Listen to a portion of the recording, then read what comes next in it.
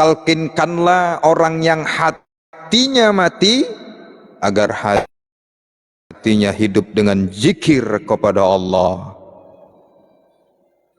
Talkin bagi yang masih hidup apa hukumnya? Wajib. Siapa yang mentalkinkan? Yang mentalkinkan orang yang hatinya mati adalah orang yang hatinya hidup, yang selalu berzikir kepada Allah, yaitu ahlul talqin, wali Allah yang mendapatkan izin untuk menyampaikan talqin zikir dari gurunya, terus dari gurunya, terus sampailah kepada Rasulullah sallallahu alaihi wasallam. Kalau itu sampai kepada Rasulullah sallallahu alaihi wasallam, berarti yang menyampaikan itu secara hakikat, yang mentalkinkan itulah sayyid, itulah habaib. Secara hakikat rohanianya, walaupun johirnya bukan lahir dari seorang habaib, atau lahirnya johirnya itu bukan dari keturunan Rasulullah, tapi batinnya, sanad ilmunya itu sampai kepada Rasulullah. Karena yang namanya Habib itu kekasih, itulah wali, kekasih Allah. Bukan yang ngaku-ngaku aku kekasih, yang ngaku kekasih tapi sama manusia benci, tukang maki-maki, sama makhluk benci.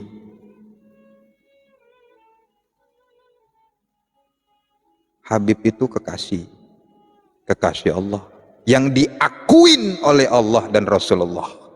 Astaghfirullah Rabbal baraya, astaghfirullah minal khataya, astaghfirullah Rabbal baraya, astaghfirullah minal khataya, astaghfirullah Rabbal baraya, astaghfirullah minal khataya, astaghfirullah Rabbal baraya. Assalamualaikum warahmatullahi wabarakatuh. Alhamdulillahi wa kafa. Salatu wassalamu ala sayyidina Muhammadin al-Mustafa wa ala alihi wa ashabihi ahli sidqi wal wafa, ma ba'd. Asyhadu an la ilaha illallah wahdahu la syarika lah. Asyhadu anna Muhammadan abduhu wa rasuluh. Tawja haitsu syi'ta.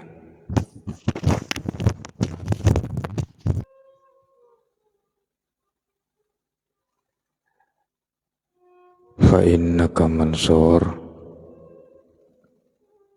La hawla wa la quwwata illa billahil aliyyil azim.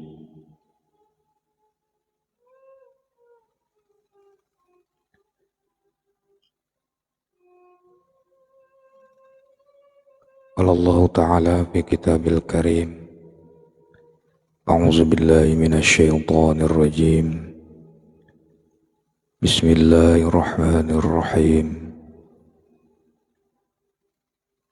Ayahsabul insanu an lan najma'a 'idhamah. Bala qadirina 'ala an nusawwiya bananah.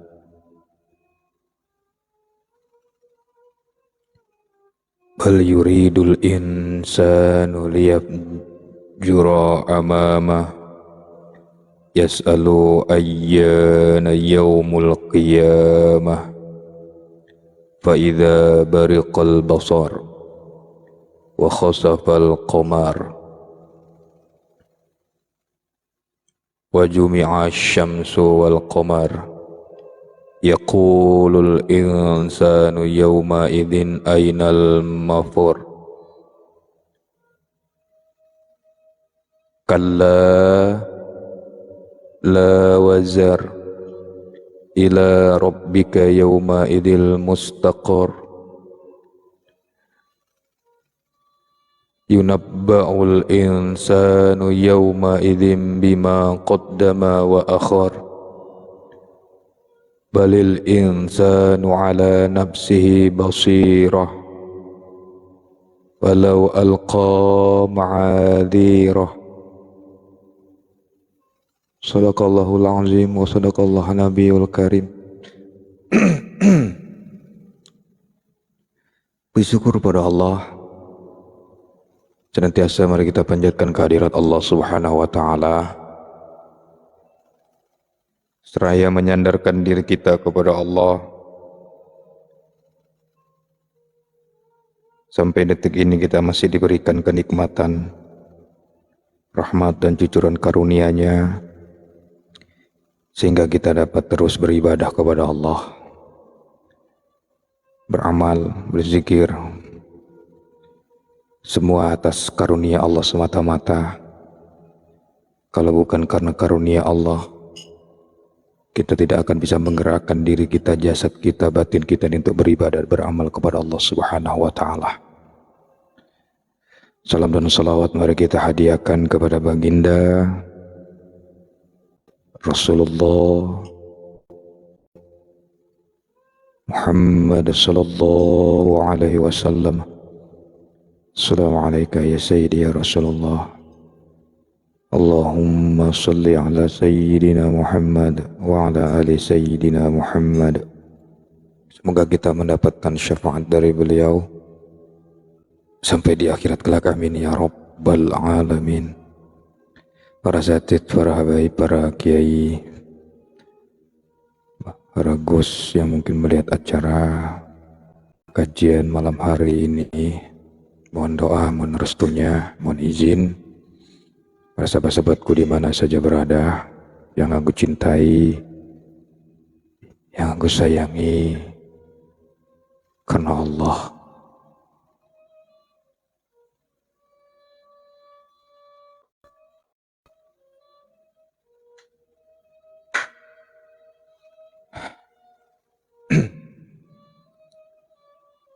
Tema malam hari ini tentang persoalan bab talqin.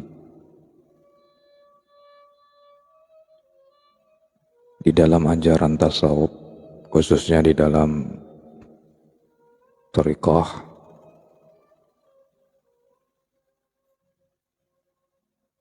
ada dikenal namanya talqin ataupun bai'at. Talqin di sini talqin zikir. Maksudnya apabila seseorang berniat ingin memasuki dalam ajaran thariqah, maka diharuskan berbai'ah dan mengambil talqin zikir kepada seorang mursyid. Kita sudah jelaskan apa itu bai'ah, tapi sekedar mengulang. Makna bai'ah secara syariat itu adalah perjanjian, penobatan kepada seseorang yang memiliki keseriusan untuk menempuh jalan rohani atau jalan pengetahuan mengenal Allah melalui seorang syekh mursyid yang diyakini memiliki hubungan khusus baik secara jasmani maupun secara rohani kepada Rasulullah Sallallahu Alaihi Wasallam.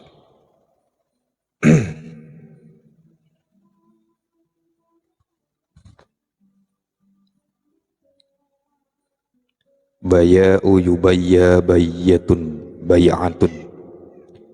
Itu adalah tata bahasa Arab.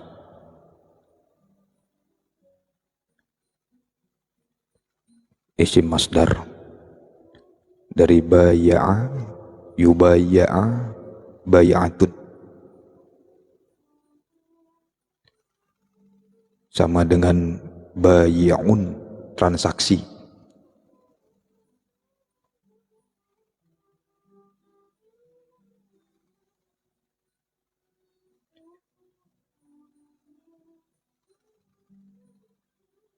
Jadi makna baiat itu adalah sumpah setia dengan suatu kepemimpinan sampai terjalinlah suatu hubungan yang kuat antara yang memimpin dengan yang dipimpin.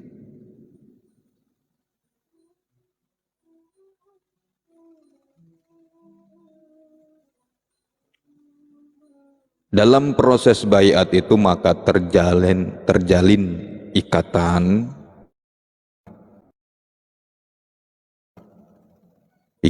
hukum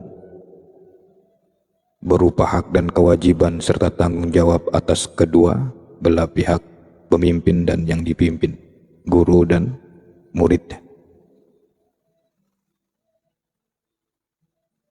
Dan sebenarnya kita sudah dibai'ah langsung sama Allah dulu zaman ajali. Kapan? Di alam ruh.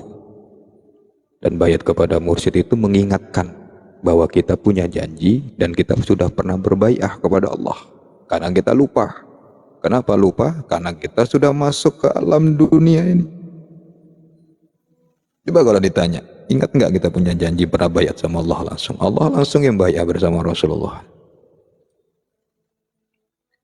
Mana ada yang ingat kalau nggak diingatkan? Maka Allah menjohirkan Nabi, mengutus Rasul, Rasulullah diturunkan kepada para sahabat, sahabat diturunkan kepada tabi'in, kepada tabi'in, kepada tabi'in, dan sampai kepada mursyid guru-guru kita sampai hari ini. Apa baiat kita kepada Allah langsung dulu di alam ruh? Sama-sama sudah kita ketahui. Kata Allah, lastu bi rabbikum. Itulah baiat kita.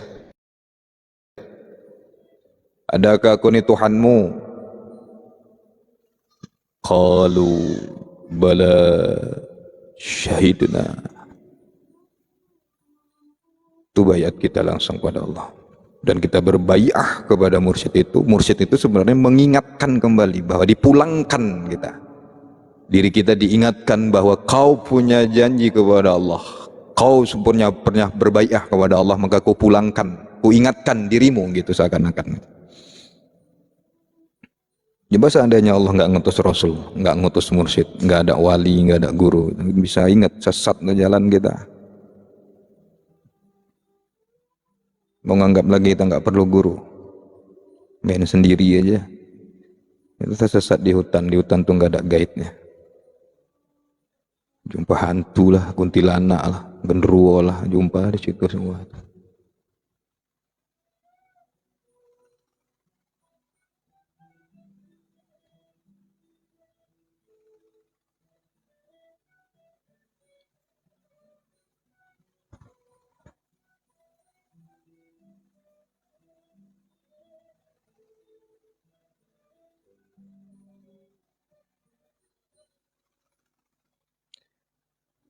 Baiat ini juga merupakan pernyataan komitmen secara spiritual, formal di depan mursyid untuk menjalani hidup yang lebih benar dan lurus. Belajar tobat. Ke depan mursyid itu berbaiat itu supaya disahkan tobat kita. Dibimbing cara tobat kita kepada Allah.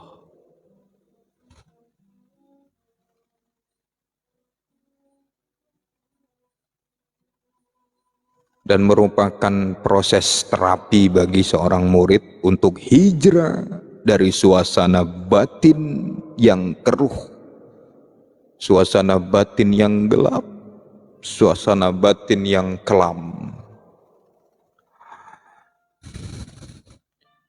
Diantarkan kepada suasana batin yang baru, membuka lembaran baru, itulah bahasanya. Dikembalikan kepada titik nol, buka lembaran baru, dan memberikan motivasi berkomitmen untuk menjalani kehidupan yang lebih benar. Yang benar. Itu fungsi bai'ah dan menerima talqin zikir dari seorang mursyid. Itu secara pengertian syariah.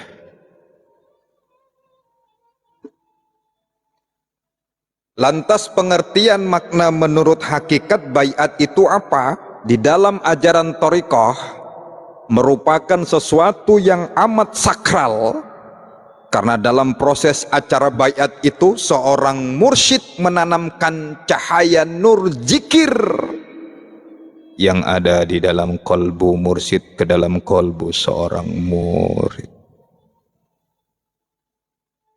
yaitu berupa energi spiritual nur ilahi dari mursyid. Saya ulangi,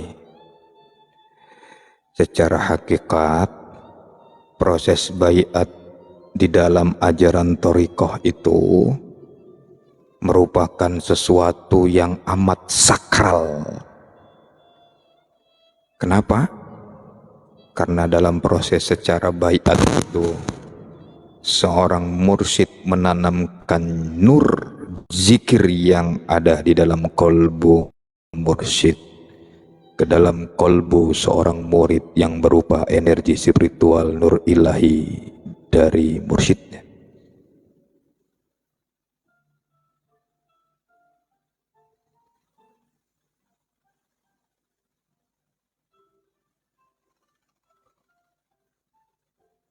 Dan diyakini bagi pengamal thariqat bahwa dalam proses baiat itu adalah disaksikan oleh sekalian para ruhania silsilah thariqah, dan juga disaksikan oleh Allah dan para malaikatnya.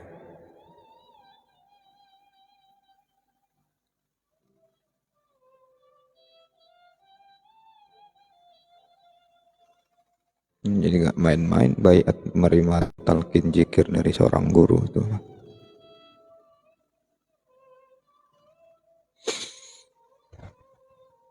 Jadi ibaratnya begini, jadi cahaya zikir yang ditanamkan oleh mursyid itu ke dalam hati seorang murid itu, dia seperti menyambungkan kabel energi arus listrik.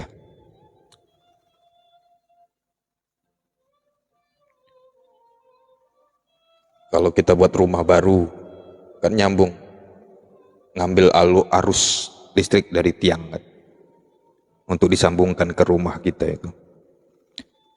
Sehingga rumah itu mempunyai cahaya terang disebabkan kabel listriknya sudah tersambung. Kayak gitulah umpamanya itu.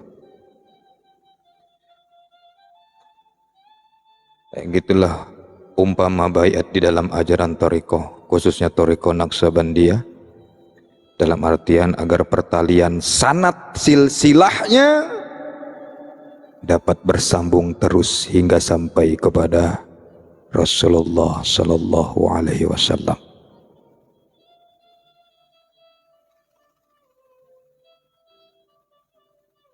Seperti yang disampaikan oleh baginda Rasulullah, apa kata beliau? Apa-apa yang ditumpahkan Jibril ke dalam dadaku, maka kutumpahkan ke dalam dada Abu Bakar.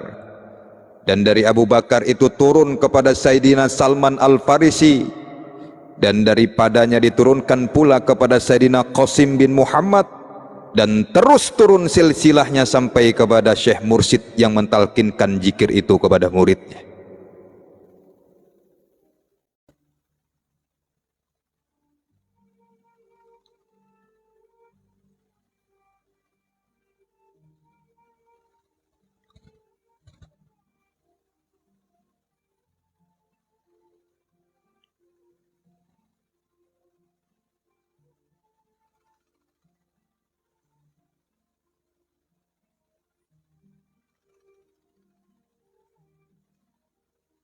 Ya.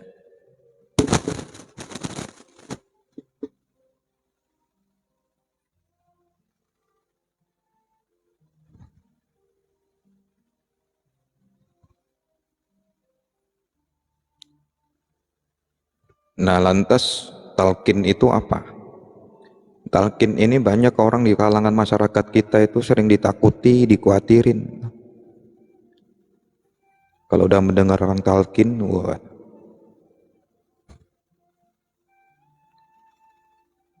ada aja alasan mereka itu. Kalau udah mendengarkan tentang talqin itu mereka menganggap, kenapa? Karena menganggap tidak tahu sama sekali. Kalau udah cerita talqin, benci karena menganggap talqin itu adalah suatu bid'ah. Talqin itu bid'ah katanya. Nggak pernah dilakukan oleh Rasulullah. Zaman Rasulullah nggak ada talqin.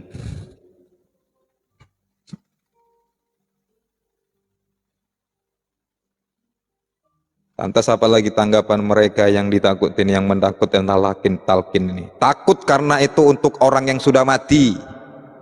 Jadi talqin itu hanya untuk orang mati.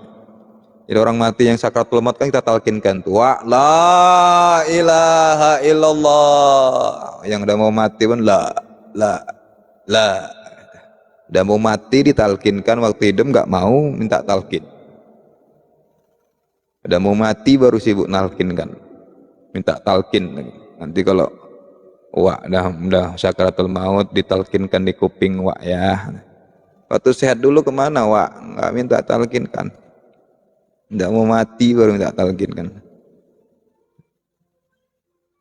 Nyebut wak, but itu aja lah. Bukannya la ilaha illallah, but. Kebetulan yang talkinkan namanya Budi. Nyebut wak, but.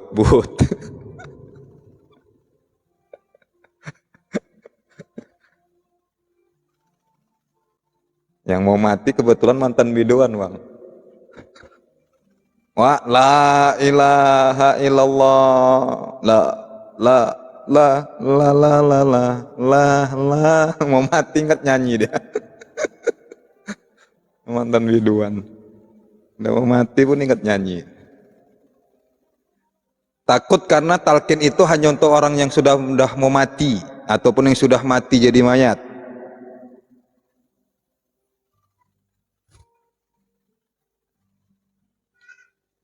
Dan tanggapan yang bagus adalah tanggapan yang keempat. Ada yang ingin ditalkinkan karena talqin itu wajib. Talqin itu wajib.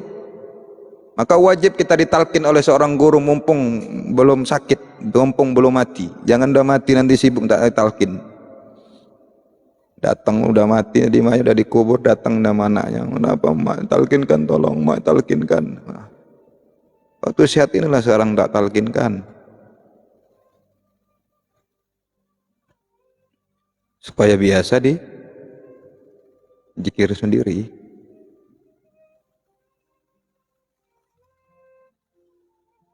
Lantas apa hukum talqin itu, Bah? Apakah itu bid'ah? Enggak, ada dalilnya.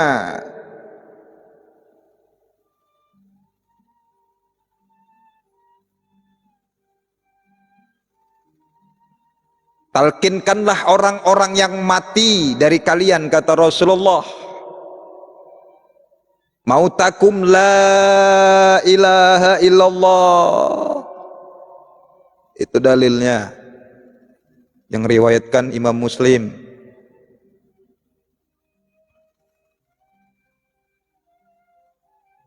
Talqinkanlah orang-orang yang mati dari kalian dengan la ilaha illallah. Maka kalimat mauta dari hadis itu, mautakum, mauta mengandung 4 makna. Pertama, orang yang sedang sakaratul maut. Jadi kalau orang yang sudah sedang mengalami sakaratul maut wajib ditalkinkan. Talkinkan la ilaha illallah seperti yang Abah bilang tadi. Yang kedua, makna mauta itu orang yang sudah mati dikubur, ditalkinkan. Zikir, maka pernah saya bilang sesuai dengan di Rasulullah 70.000 untuk orang tua yang sudah meninggal dunia, 70.000 la ilaha illallah untuk diri sendiri, 70.000 untuk guru, 70.000 untuk kaum muslimin yang pernah kita zolimin. Kerjakan itu. Jangan kan 70.000 kali, bah. Yang 5.000 aja pun ngeluh.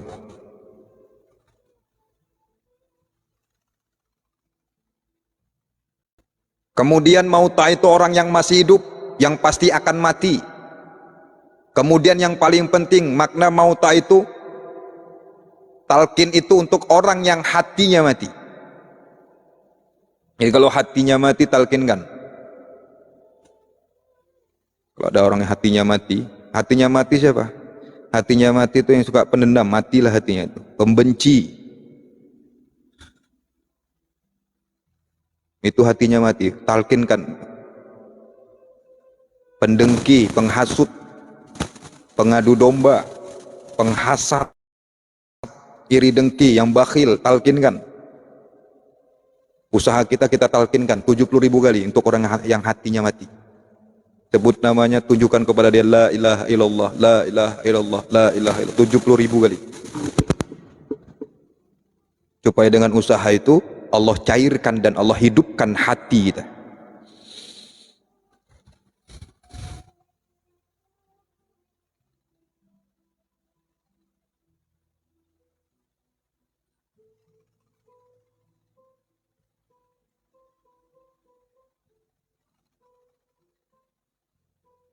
Nah, kalimat mautah itu adalah isim fa'il, jamak dari kalimat mufrad.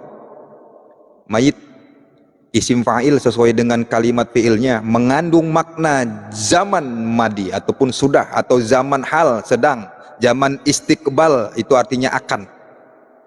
Akan mati, sudah mati, akan mati. Apa? Akan mati, sudah mati, sedang mengalami sakaratul maut, ataupun sedang menjalani mati, sakaratul maut. Itu makna mauta itu. Artinya, berarti dari pengertian itu, talqinkanlah orang yang sudah mati. Sesuai dengan hadis yang kita baca tadi. Maksudnya yaitu dengan membaca talqin di atas kuburan jenazah yang baru meninggal. Hukumnya sunnah.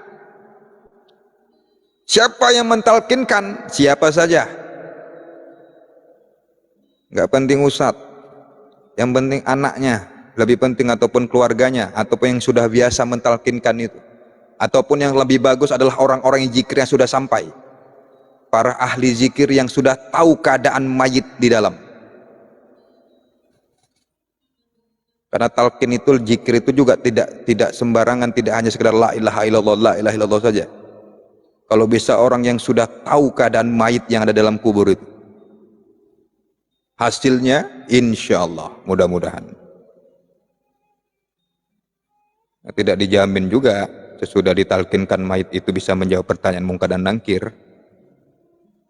Tapi usaha kita itu mentalkinkan, menolong dirinya. Makanya kalau orang udah mau meninggal itu, tidak cukup hanya sekedar tahtim saja malam pertama, malam kedua, malam ketiga. Talkinkan zikir la ilaha illallah itu 70.000 kali. Itu saja udah. Al-Fatihah langsung zikir. Aja jamaah yang datang kita undang itu talkin la ilaha illallah, la ilaha illallah. Berapa kali? 70.000. Besok diundang nggak mau datang lagi. Nggak ada adil lah. Nggak talkin, nggak talilan lah, tepat sih suruh 70.000 kali gitu ya. Nggak mau lagi diundang-undang. Badan dapat berkat dia, pulang-pulang dapat berkatnya dia. Suruh zikir aja tak duduk nggak mau dia. Dapat nasi gratis nggak mau ya kan. Kadang-kadang dia amplopin lagi.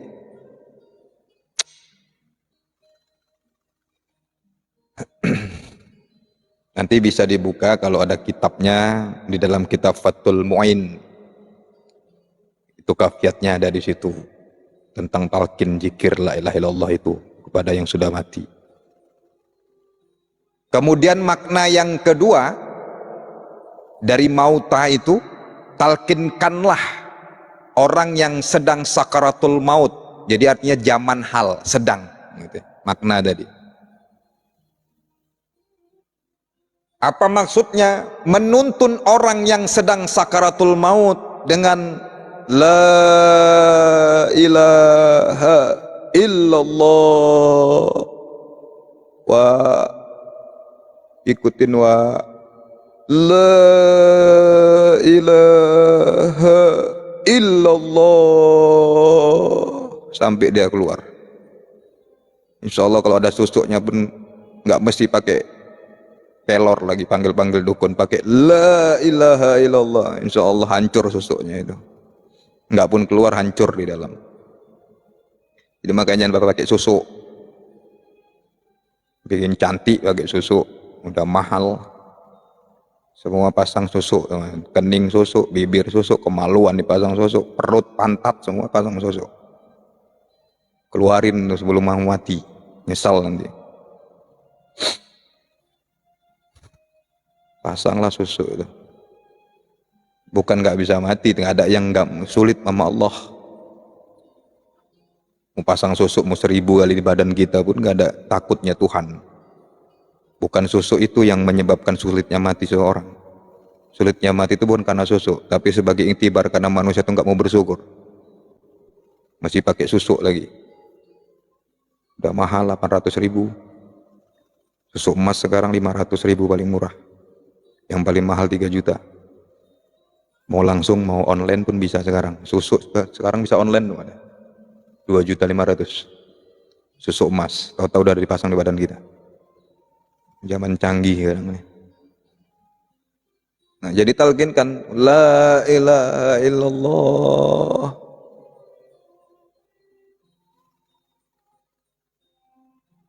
Siapa yang mentalkinkan? Siapa aja yang bisa. Kalau bisa keluarganya. Yang mau mati syaratul maut itu.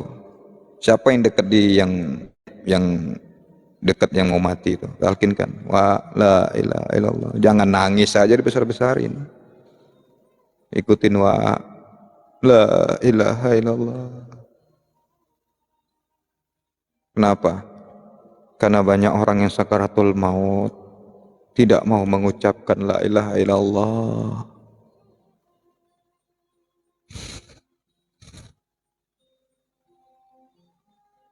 Sebelum dilanjut boleh ngopi dulu. Ngopi dulu, ambil ngudut, ambil goyang-goyang kaki nggak apa-apa.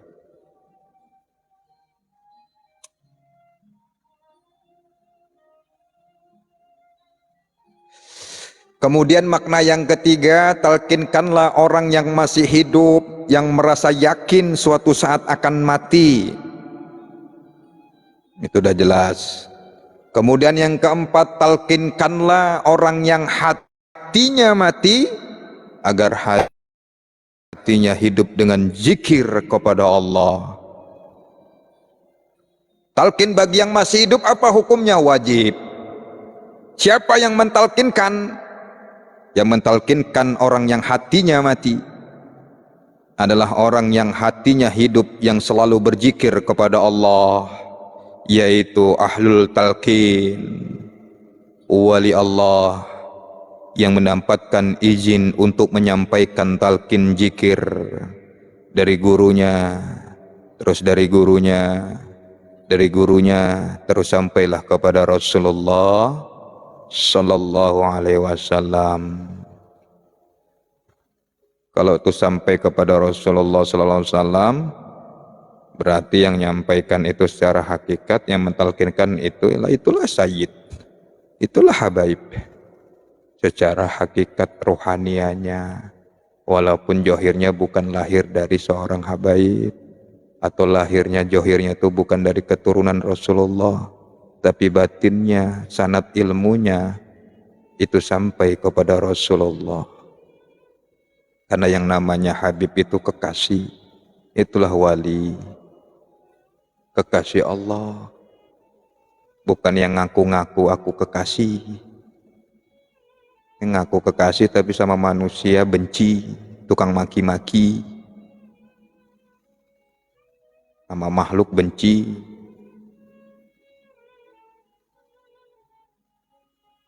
Habib itu kekasih, kekasih Allah, yang diakuin oleh Allah dan Rasulullah, bukan diakuin oleh diri sendiri. Paham? Wih. Paham nggak? Bang udah makan? Ngopi lagi nggak? Nggak lagi? Oh.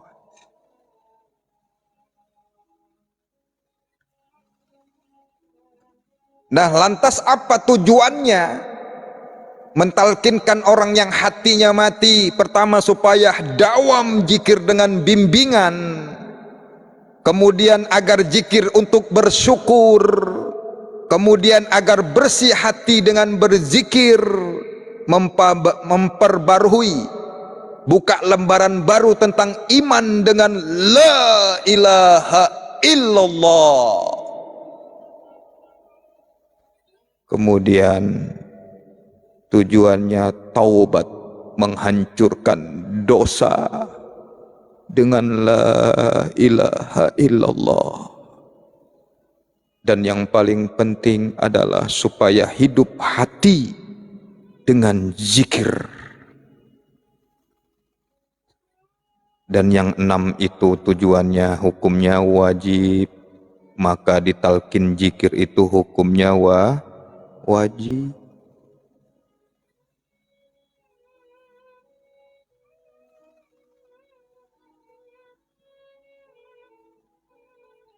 Maka dalam hadis qudsi, jika kamu zikir kepadaku, kata Allah, berarti kamu syukur kepadaku. Dan jika kamu lupa kepadaku, berarti kamu kufur kepadaku.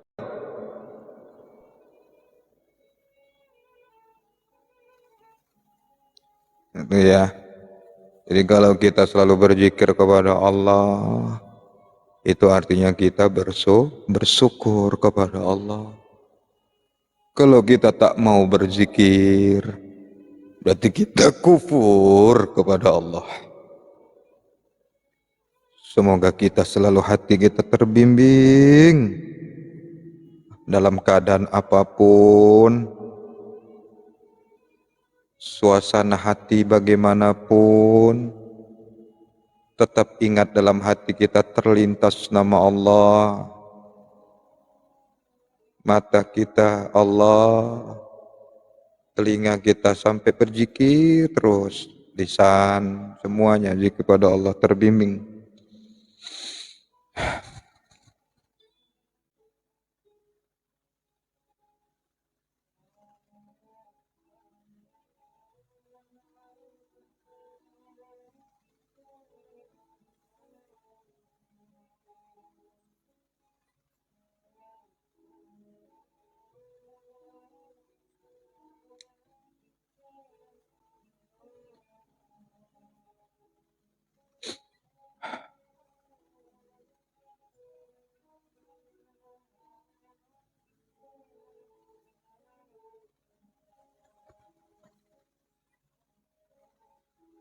Pernah Rasulullah sallallahu alaihi wasallam menyampaikan pesan kepada Abu Hurairah radhiyallahu anhu, wahai Abu Hurairah, talkinkanlah orang yang sedang mati dengan la ilaha illallah, karena la ilaha illallah menghancurkan dosa dengan sehancur-hancurnya.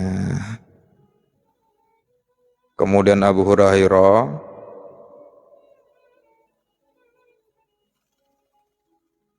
berkata, ya Rasulullah, itu kan untuk orang-orang yang mati, bagaimana untuk orang-orang yang masih hidup?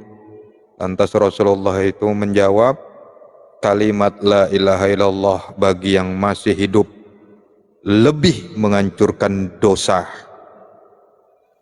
dan lebih menghancurkan dosa. 2 kali Rasulullah mengungkapkan itu, mumpung masih hidup. Dibayar tuh la ilaha illallah 70.000 kali. Kalau kita masih merasa banyak dosa, jangan sekali-sekali 70.000 kali cicil supaya dosa kita hancur.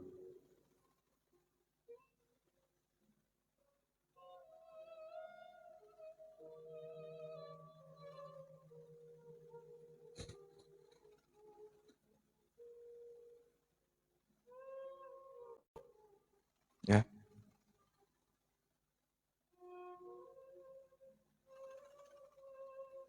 Bagi yang merasa mau mati wajib talqin. Bagi yang merasa tidak akan mati terserah. Bagi yang merasa hatinya mati wajib ditalqin.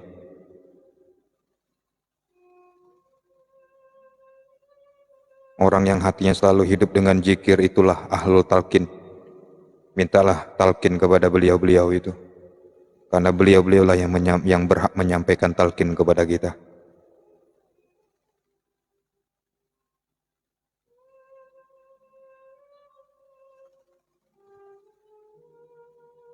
Zikir itu tidak berfaedah. Tidak ada maknanya. Dengan sempurna kecuali dengan ditalqin.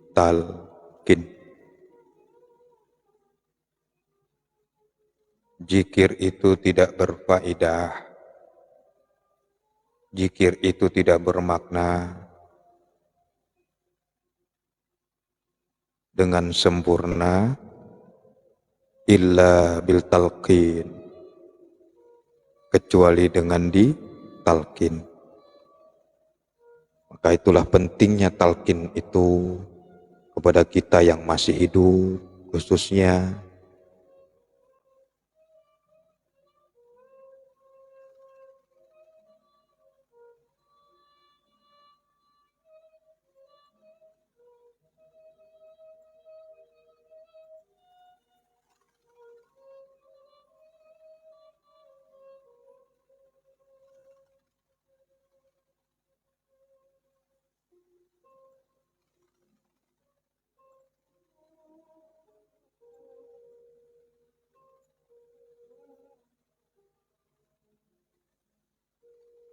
baik. Sebelum saya tutup dengan suatu kisah.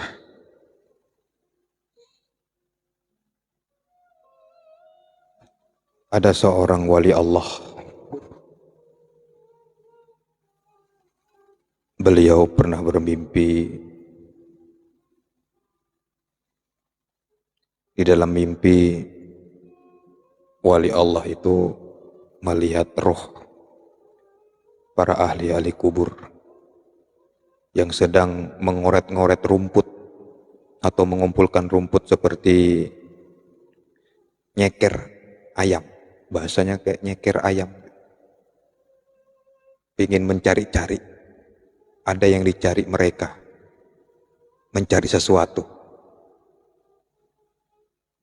Lalu beliau terlihat ada satu ahli kubur atau roh arwah yang sudah berusia, sudah tua, duduk istirahat di atas kuburnya sendiri.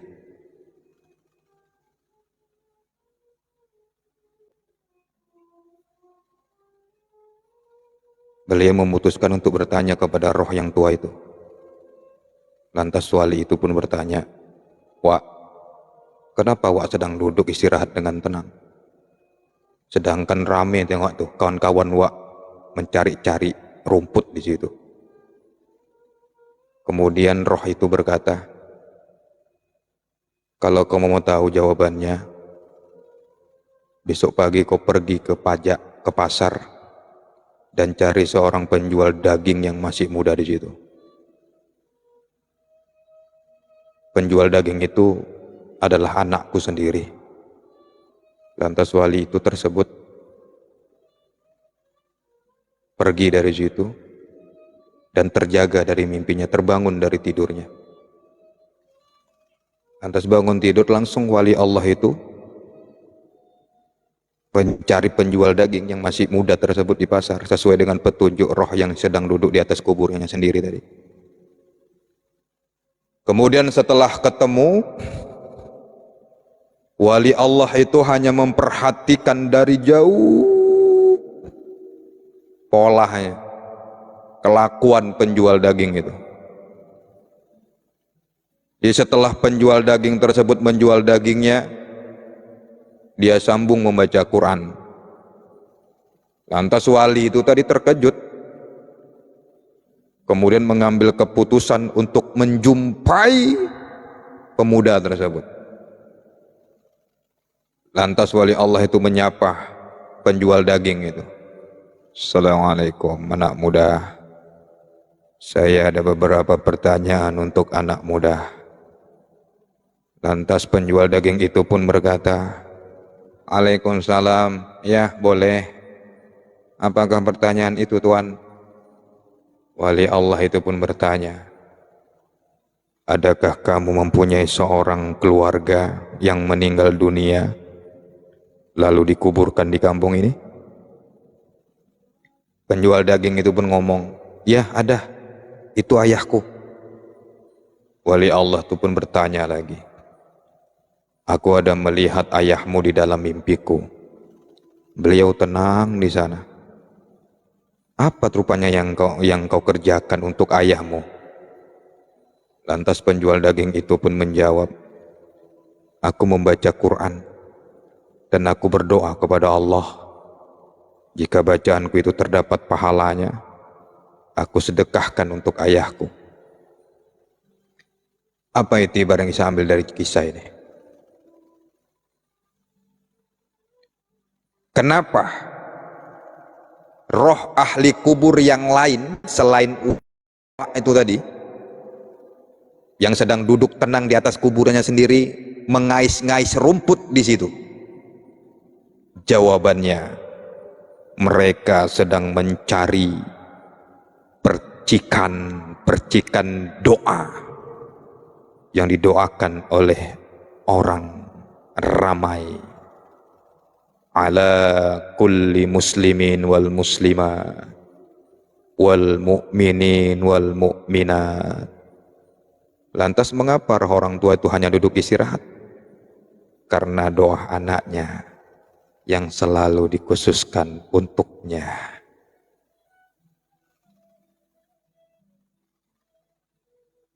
Paham ya?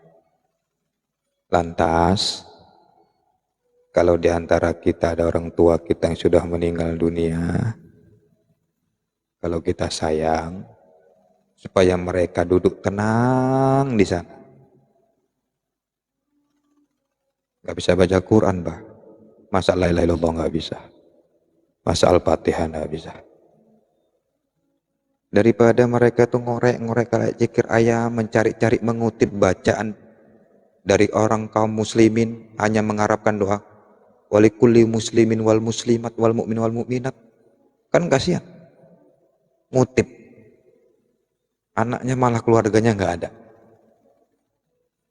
Ya, maka itulah diperlukan talqin.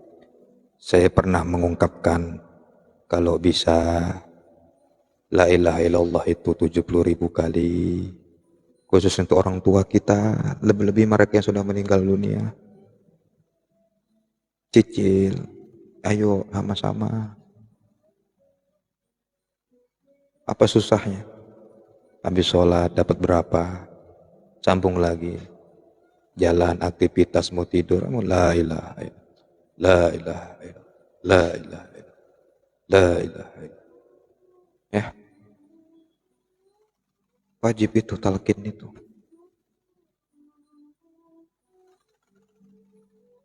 Kemudian, kalau bisa pun, mintalah talqin kepada ahli talqin yang sanadnya bersambung, memang warisan dari Rasul sampai kepada Rasulullah Sallallahu Alaihi Wasallam.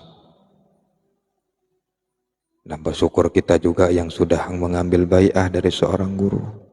Siapa-siapa di antara kita yang sudah berbai'ah, itu udah otomatis talqin. Ditalkinkan, tinggal mengolah saja. Tinggal menjaga saja, tinggal meneruskan. Ya, mumpung masih sehat, mumpung masih ada kesempatan, sebelum menyesal. Baik. Ini saja yang bisa kita sampaikan. Mudah-mudahan hati kita terus terbimbing, diberikan pemahaman, terus berzikir kepada Allah, menjalankan talqin yang sudah diamanahkan oleh guru-guru kita, terutama mengikrarkan ataupun mengazamkan terus la ilaha illallah. Maka kalau ada guru yang sudah menyerahkan, menyuruh kita itu zikir la ilaha illallah, kerjakan. Apalagi kalau udah dikasih tahu makomnya di mana-mana titiknya itu kerjakan. Itu artinya sudah ditalkinkan, ada maksudnya. Paham ya? Mohon maaf atas segala kekurangan. Mohon ampun pada Allah. Usikum wa nafsi bitaqwallah. Assalamualaikum warahmatullahi wabarakatuh. Waalaikumsalam warahmatullahi wabarakatuh.